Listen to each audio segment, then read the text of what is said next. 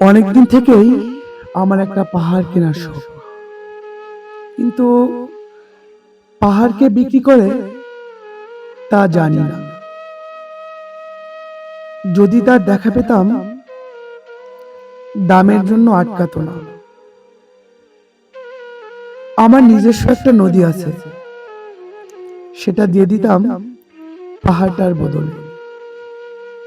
কে না জানে পাহাড়ের চেয়ে নদীর দামই বেশি। পাহাড়ের স্থান, নদী বহমান।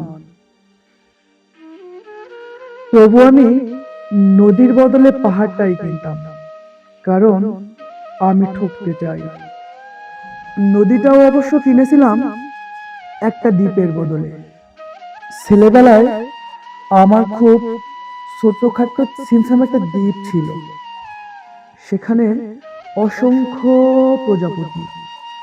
শৈশবে দ্বীপটি ছিল আমার বড় প্রিয়। যৌবনে দ্বীপটি আমার কাছে মাপে ছোট লাগলো। প্রবাহমান ছিপছিপের তন্নি নদীটি বেশ পছন্দ হলো আমার। বন্ধুরা বলল, ওইটুকু একটা দ্বীপের বিনিময়ে এত বড় একটা নদী পেয়েছিস, খুব জিতেছিস তো মাইরি।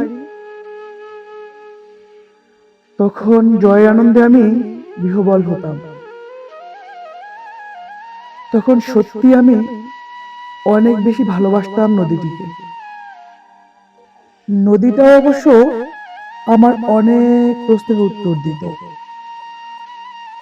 বলতো, আজ এখানে বৃষ্টি হবে কিনা। সে বলতো, আজ এখানে দক্ষিণ গরম হাওয়া, শুধু একটি ছোট্ট দ্বীপে বৃষ্টি। সে কি প্রবল বৃষ্টি, যেন একটা উৎসব। আমি সেই দ্বীপে আর যেতে পারি না। সে জানতো, সবাই জানে, শৈশবে আর ফেরা যায় না। এখন আমি একটা পাহাড় কিনতে চাই। সেই পাহাড়ের পায়ের কাছে থাকবে গহন অরণ্য। আমি সেই অরণ্য পার হয়ে যাব। তারপর শুধু রুক্ষ কঠিন পাহাড়। একেবারে চূড়ায়, মাথার খুব কাছেই যেন আকাশ, নিচে বিপুলা পৃথিবী, চলাচলে তীব্র নির্জনতা। আমার কণ্ঠস্বর সেখানে কেউ শুনতেই পাবে না।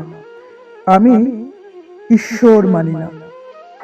তিনি অবশ্য আমার মাথার কাছে ঝুঁকেও দাঁড়াবেন না। আমি শুধু 10 দিককে উদ্দেশ্য করে বলবো, প্রত্যেক মানুষই অহংকারী। এখানে আমি একা, এখানে আমার কোনো অহংকার নেই।